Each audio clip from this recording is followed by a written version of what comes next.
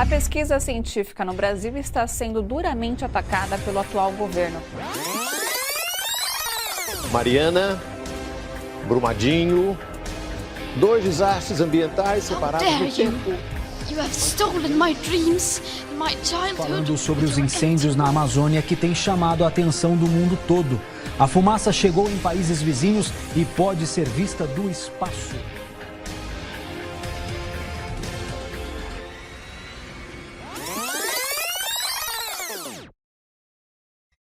Fala galera, bem-vindo a mais um episódio do podcast Sério Sapiens, o seu podcast mensal sobre temas variados do universo das ciências biológicas. Eu sou a Gabrielê.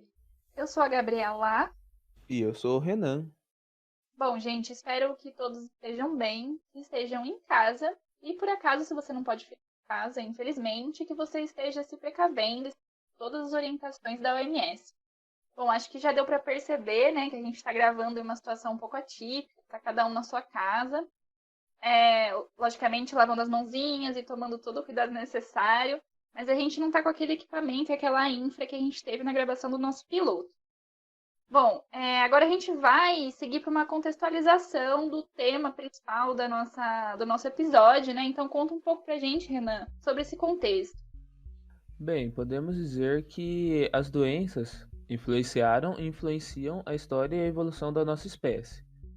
E que a relação entre a saúde das populações humanas e o ambiente existe desde o início da nossa civilização, embora hoje em dia muitas pessoas ainda não tenham se dado conta disso. E essa relação começou a ser estudada a partir da descoberta da existência dos micro-organismos. No fim do século XIX, né? Isso mesmo. A descoberta é essa que pôs fim a uma série de hipóteses muito famosas na época, muito dadas como certas, assim. Entre elas podemos destacar a hipótese da geração da vida espontânea e a hipótese do miasma. A gente não vai entrar muito nessas hipóteses aqui, explicar, mas se vocês tiverem interesse, corram lá nas nossas redes sociais e escrevam lá o que vocês acham de talvez um episódio, alguns posts falando sobre isso. Pois bem, a descoberta dos micro-organismos ajudou a entender como determinadas doenças ocorriam e auxiliou no tratamento delas. De lá para cá, a ciência tem aumentado seus conhecimentos acerca não só das doenças e de seus causadores, mas também do ambiente em que eles se encontram. O meio ele passou então a ser fundamental para entender essa relação toda, né? E foi daí que surgiu na medicina, então, a tríade homem, agente e meio, que depois, né, posteriormente, foi rearticulada como agente hospedeiro, que é a estrutura epidemiológica que a gente conhece hoje. E é por isso que vários pesquisadores apontam que tanto novas doenças quanto doenças consideradas reemergentes podem se tornar uma ameaça à saúde humana. E isso, claro, devido a fatores diretamente relacionados ao meio em que estamos inseridos, como pressão de seleção sobre os agentes infecciosos e vetores, que podem ou não ser de origem antrópica, por questões socioeconômicas, como a falta de condições mínimas de higiene, e processos de degradação ambiental. Esses e outros fatores contribuem para a disseminação de vários tipos de doenças, entre elas as doenças infectocontagiosas, que ainda são responsáveis por um número significativo de mortes ao redor do mundo. Algumas dessas doenças podem infectar tantas pessoas que de surto podem passar para epidemias e pandemias. Mas afinal, né, o que determina a diferença entre um e outro? A Organização Mundial da Saúde, ela vai trazer a definição, né, do que seriam os surtos, as epidemias, as pandemias e as endemias. Basicamente, o que diferencia esses conceitos é o número de regiões afetadas e de pessoas infectadas.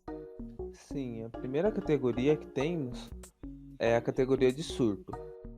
Dizemos que está ocorrendo um surto quando uma doença passa a infectar mais pessoas num local específico. Um local, por exemplo, uma cidade ou suas cidades próximas, assim. Já a endemia, ao contrário do surto, ela é caracterizada pela ocorrência de surtos em várias regiões, com números de casos acima do esperado. E por último, temos a tão famosa palavra hoje em dia, né? Que é o caso de pandemia. Uma pandemia acontece quando essa doença passa a afetar diversos países e até outros continentes. Então, nesse último caso, quando comparado com epidemia e surto, o número de pessoas infectadas e a área que a doença percorreu é muito maior. Mas é importante ressaltar também que aquele conceito falado às vezes de endemia, ao contrário das demais, é o único que não está relacionado à questão quantitativa. Gabi, a endemia, então, ela é definida, né, pela ocorrência de uma doença frequente que se manifesta somente em uma determinada região, ou seja, de causa local. Bom, agora a gente vai partir para um panorama histórico das epidemias e das pandemias e também dar um enfoque no papel da ciência na resolução dessas crises. E aí vale pontuar que a gente, obviamente, por questão de tempo, né, a gente não vai conseguir conversar com vocês sobre todas as epidemias e as pandemias que aconteceram na história. A gente fez um recorte das principais. Bom, senta agora que a gente vai retomar um pouco do nosso panorama histórico de doenças. E a gente vai começar pela peste negra. Porque quando a gente olha para trás, vemos o quão impactante ela foi na Idade Média, de 1348 a 1350 na Ásia, posteriormente na Europa. Muito relacionado à Rota da Seda, Sim. né? E foi um grande surto epidêmico causado por uma bactéria que infecta animais como roedores. Que seriam, na verdade, os que a gente conhece como hospedeiro intermediário. Sim, e eram transmitidas ao homem através de picadas de pulga, que seriam os vetores. O interessante foi que em 2018, alguns pesquisadores apontaram que pulgas e piolhos humanos também teriam contribuído bastante para disseminar a doença, além da transmissão que já podia ocorrer por secreções e material biológico contaminado, né? Mas então, por que esse nome da doença, peste negra? Bom, ela ficou conhecida com este nome, né, por conta de uma das suas formas clínicas mais famosas, a bubônica, que causava manchas escuras pelo corpo por conta das hemorragias, né? Então, vale ressaltar que peste negra é o nome popular da doença. E aí temos a forma também, a forma clínica, né, pneumônica. Os nomes são complicados, gente. Essa foi a forma mais grave da doença, né? Devido à alta contagiosidade. Exato. Causando, então, problemas pulmonares intensos. E uma forma pouco conhecida, que é a septicêmica, que aparece na fase terminal da peste bubônica, não tratada, ou seja, febre elevada, hemorragias, que pode evoluir para um quadro de choque séptico e morte. Bem tenso. Mas será que a gente tinha algum papel da ciência naquela época? E a resposta é um pouco nebulosa, né? Porque se a gente for retomar, a ciência naquela época ela sofreu uma série de interferências religiosas, principalmente quando a gente aborda o cristianismo, durante toda a Idade Média, né? E devido a esse viés religioso que tinha, a peste acabou sendo tida como um castigo divino para a maior parte da população. E a culpa caiu também sobre algumas minorias que já eram marginalizadas, como judeus, doentes de hanseníase, que na época era chamado de lepra, né? E imigrantes. Eles eram acusados de terem sido quem propiciou o surgimento dessa doença. Sim, mas com o avanço da ciência e as novas descobertas que a gente tem hoje, a ciência ela é tratada com antibióticos e entre algumas medidas de prevenção, como higiene básica, tratamento de esgoto e lixo, que são fundamentais. Apesar do surto epidêmico ter sido no século XIV, algumas pessoas equivocadamente pensam que a doença foi erradicada, mas na verdade não. Novos casos da doença foram registrados em 2015 nos Estados Unidos e em algumas áreas do mundo. A doença se tornou endêmica, né, como no Peru, no Congo e em Madagascar. países em que o saneamento básico é bem precário. Sim. Outra doença muito conhecida na nossa história foi a varíola, né? Sim, ela foi uma doença infecciosa viral, conhecida também como alastrim e bexiga. Não se sabe exatamente onde ela surgiu. A evidência dela em lesões cicatriciais já em múmias entre 1580 e 1100 a.C. e relatos a partir da era cristã, ainda no século IV. A transmissão ocorre de pessoa a pessoa, através da saliva e aerosóis, contato com superfícies e objetos contaminados e por secreções de indivíduos doentes. No Brasil, ela foi referida pela primeira vez em 1563 na Bahia e provavelmente trazida durante o processo de colonização do país. E há duas formas, né? Uma forma mais agressiva, com o aparecimento de manchas vermelhas pelo rosto, membro e todo o corpo, progredindo para bolhas na pele com pus, bem pesado, né? E a outra com os mesmos sintomas, só que mais leve. E essa doença ela também teve um papel fundamental quando a gente fala da ciência. Gabi, a ciência ela teve um papel relevante porque foi a partir dessa doença que foi desenvolvida a primeira vacina do mundo, né? Mas isso foi reconhecido posteriormente. No caso, ela foi criada em 1776 pelo médico inglês Edward Jenner. E foi a partir da raspagem de lesões de um tipo de varíola que infectava vacas, né? Isso. O médico, ele sintetizou uma preparação e inoculou em um menino, imunizando, né? A ideia de Jenner surgiu a partir de uma observação que ele fez que as pessoas que ordenhavam vacas, elas não se infectavam com a varíola humana. Esse método, que passou a ser chamado de método jenneriano, encontrou resistência devido a pensamentos da época. E de novo aí a gente tem uma grande interferência religiosa. Eles acreditavam que poderia causar uma bestialização ou um crescimento de partes animais nas pessoas. E essa barreira religiosa ela ficou presente durante uma boa parte da história da vacinação. É complicado. Aqui no Brasil, o médico sanitarista Oswaldo Cruz, né, uma figura bem conhecida, ele teve um importante papel aqui no combate a essa doença, liderando campanhas de vacinação em massa, isolamento de doença e notificação compulsória de casos positivos. E foi só após o último óbito registrado pela doença, em 1978, que a OMS recomendou,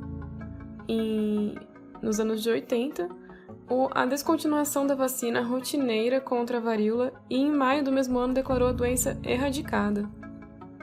Hoje, não se tem mais a vacinação, como a Gabs falou, mas alguns laboratórios ainda mantêm o vírus da varíola como uma questão de segurança, porque mesmo que o vírus tenha sido erradicado, ainda pode haver uma cepa diferente ou ele estar em alguma população ainda não detectada. E há uma grande discussão sobre isso, se deveríamos ou não nos livrar dessas amostras, porque enquanto ela estiver ali, por um lado, ela pode ser o que nós precisamos para fazer novas vacinas, caso uma cepa semelhante apareça. Mas também a qualquer momento, essas amostras podem ser roubadas e usadas como armas biológicas. E uma vez que parou-se a vacinação, essa arma biológica seria muito eficiente. Depois conta pra gente o que vocês acham sobre essa importante informação. Ou seja, polêmica total. A próxima doença é a chamada gripe espanhola, né? Foi a primeira pandemia do século XX, que aconteceu entre 1918 e 1919, pontuando então que gripe espanhola é o nome popular da doença, né? Não se deve associar então as doenças ao nome dos países, dos locais onde elas acontecem, né? Essa talvez seja a pandemia mais comparada com a atual, a que estamos vivenciando agora. O primeiro caso registrado da gripe espanhola foi no estado do Texas, nos Estados Unidos, em 1918, e na semana seguinte um novo registro ocorreu no estado de Nova York. Na época, pelo menos, não foi relatado para os países que participavam da Primeira Guerra Mundial. A Espanha, neutra nessa guerra, foi a primeira a relatar casos da nova doença, e por conta disso, né, foi dado o nome de gripe espanhola. A transmissão ela é bem parecida com a gripe comum. Acontece por meio de gotículas de saliva que acaba saindo no nosso espirro, tosse e de forma indireta para superfícies contaminadas. Os sintomas que as pessoas infectadas apresentam são parecidos também com as da gripe, pelo menos em um primeiro momento. Febre alta, dores musculares, dores de cabeça e por aí vai. Até um momento que tudo isso tende a se agravar muito mais do que numa gripe comum. E também, a exemplo da gripe comum, ela é causada por um vírus influenza. Celebridade dos vírus aí. Sim.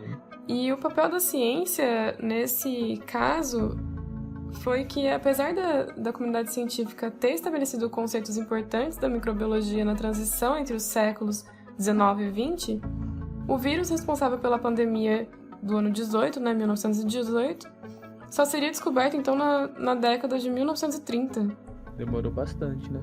Muito. Isso se deve ao desconhecimento do agente etiológico à época, a ausência de antivirais e de uma sintomatologia semelhante às outras doenças.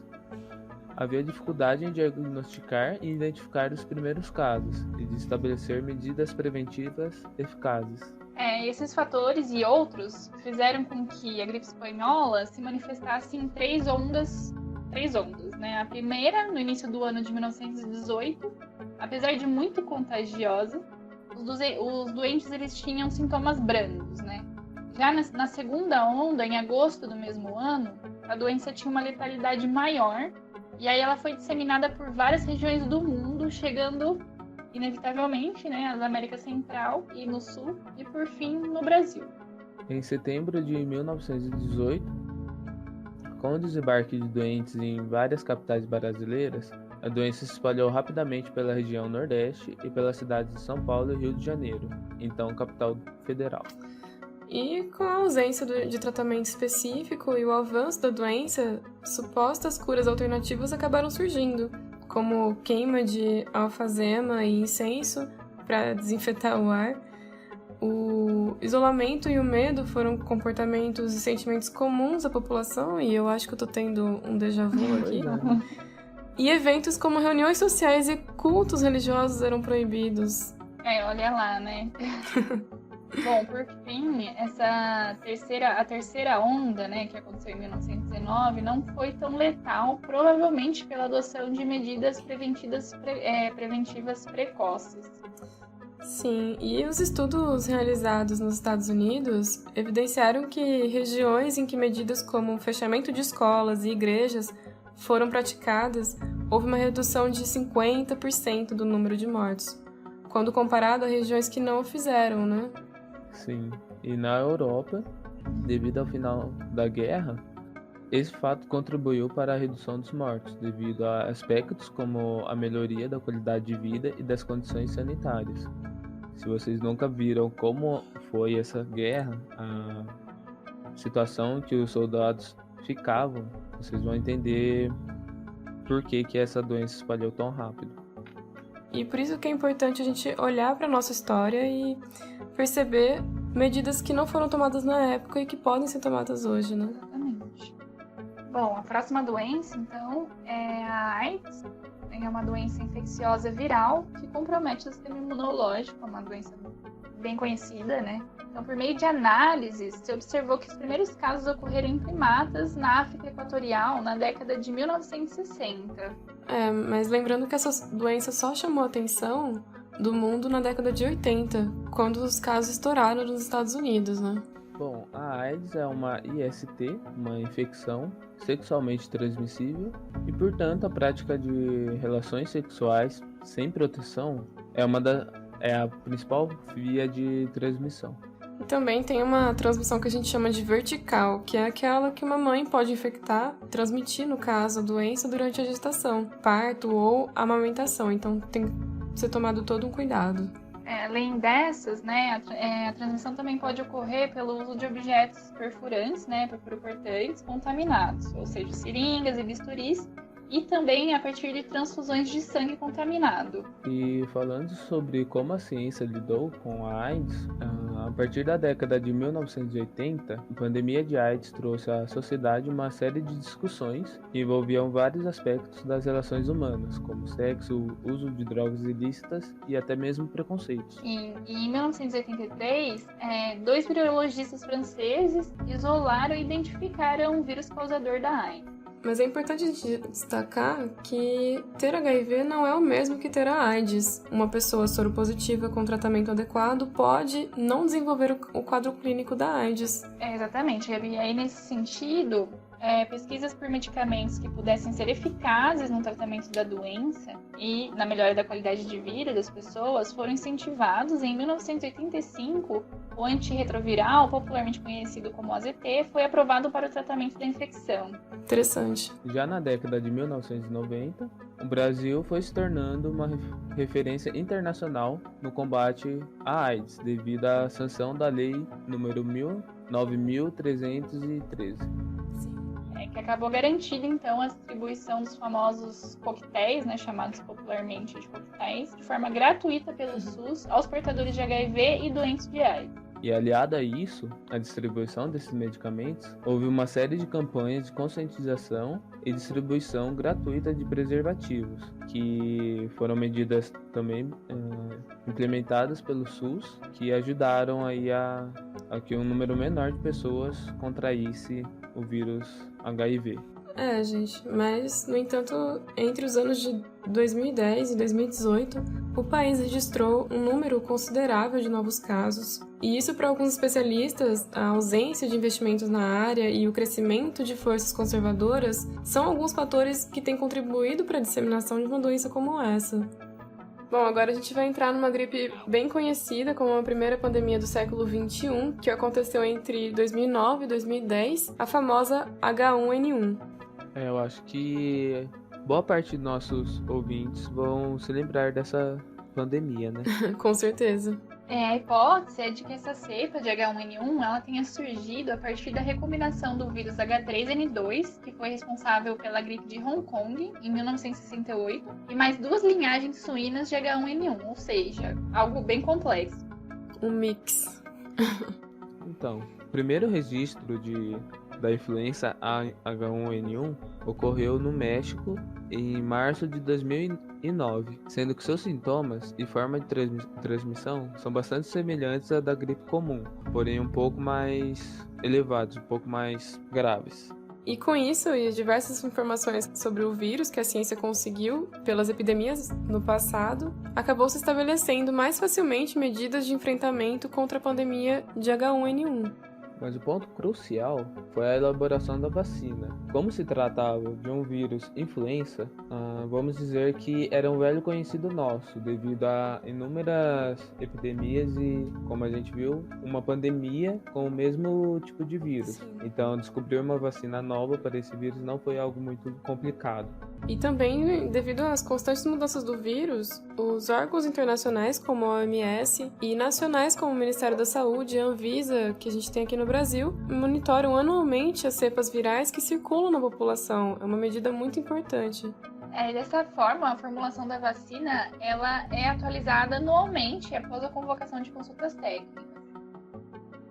Bom, agora vamos focar mais no Brasil e falar sobre algumas epidemias que ocorreram aqui.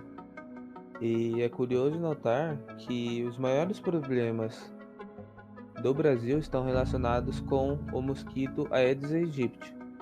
Esse mosquito provavelmente surgiu no continente africano por volta do século XVI a XVII e acabou vindo para as Américas com o tráfico negreiro.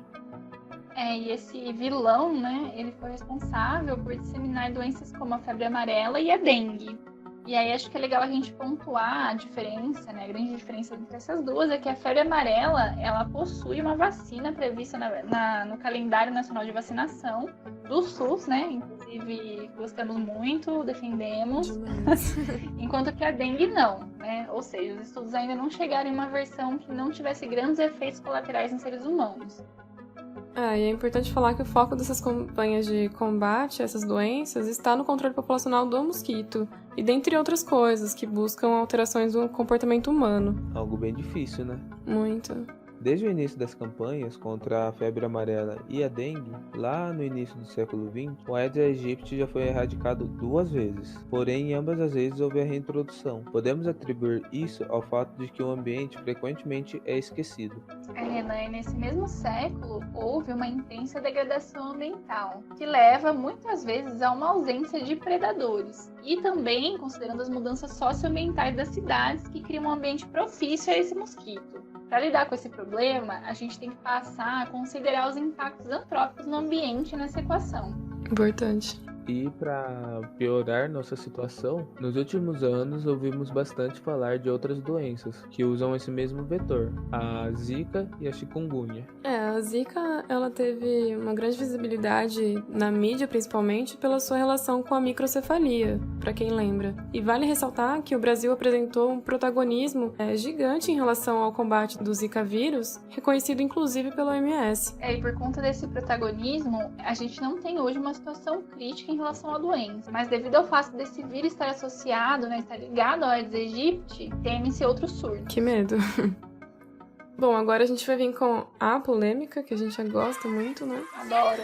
E a gente começou essa conversa comentando um pouco como o ambiente é um fator importante se tratando do tema doenças. E muito tem se falado sobre o marco zero de transmissão da Covid-19 para os seres humanos, e esse assunto tem gerado muita discussão na mídia.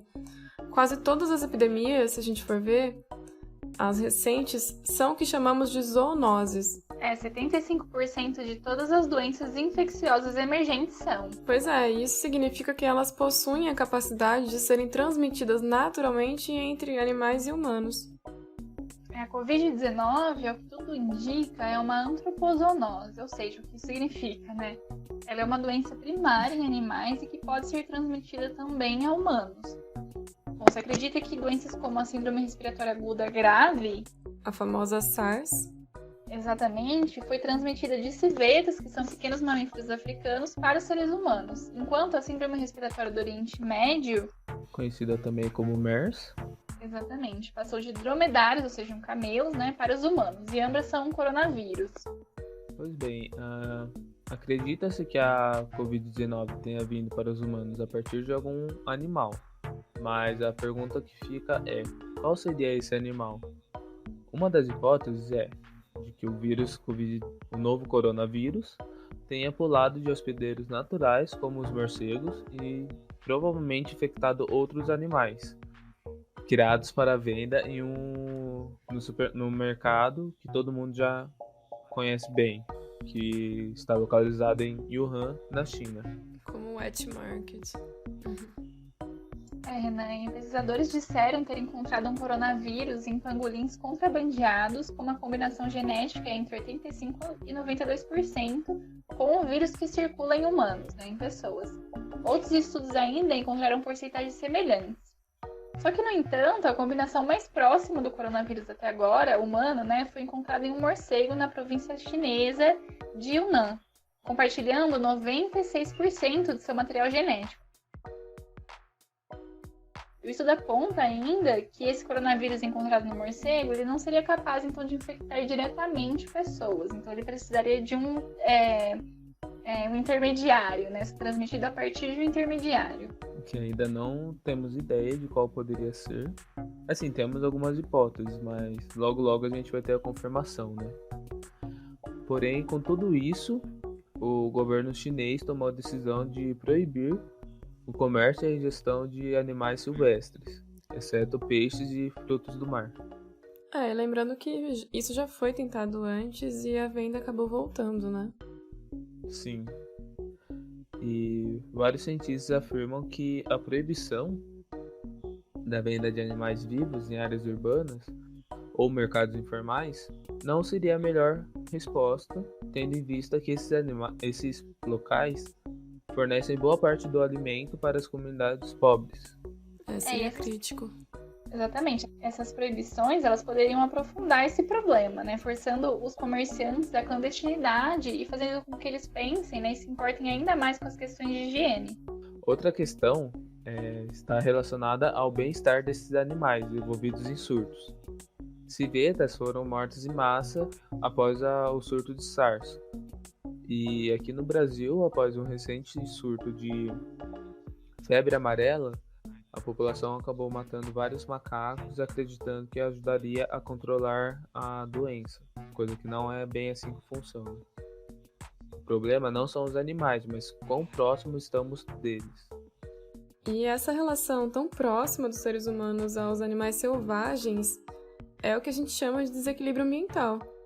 Isso inclui o desmatamento florestal, a indústria de espécies exóticas, o tráfico e o consumo de animais silvestres, dentre tantas outras ações humanas que acabam interferindo negativamente na dinâmica do que nós, biólogos, chamamos de sistemas ecológicos. Alguns cientistas sugerem que habitats degradados eles podem incitar e diversificar doenças, já que os patógenos se espalham facilmente para os rebanhos e os seres humanos. E essa é uma fonte bem confiável do Programa das Nações Unidas para o Meio Ambiente. Sim, e se a gente juntar isso a uma alta densidade populacional, pobreza e a falta de saneamento básico, teremos aí um boom, que é a grande probabilidade de nos depararmos com problemas de saúde pública, como a gente tem visto ultimamente. É tipo aquele meme das meninas super poderosas que o professor tá criando elas, né? Vai juntando cada ingrediente para dar um grande desastre. Exato. E assim, pensando em soluções, né, é uma discussão bem pertinente se tratando disso, de possíveis soluções para essa crise que a gente tem vivenciado atualmente, são os Objetivos do Desenvolvimento Sustentável para 2030 da ONU, né, da Organização das Nações Unidas. As famigeradas ODS. Exato. Então, para quem não conhece, são 17 objetivos para todos os países, de acordo com prioridades e desafios ambientais de todo o planeta. Então, objetivos como erradicação da pobreza, fome zero e agricultura sustentável, água potável e saneamento, conservação e restauração dos ecossistemas terrestres. Portanto, já existe um caminho, né? Só nos resta, então, se comprometer diante da criação de políticas públicas que possam garantir o cumprimento desses objetivos.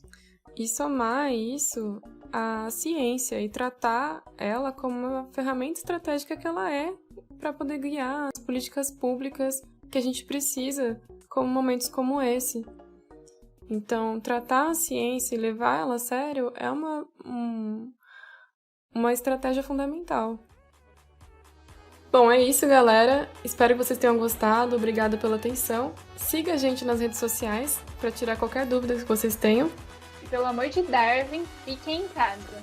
Senão o Átila vai aparecer e jogar umas verdades na sua cara, hein? E elas doem. Bom dia a todos. Boa tarde. Boa noite e boa quarentena.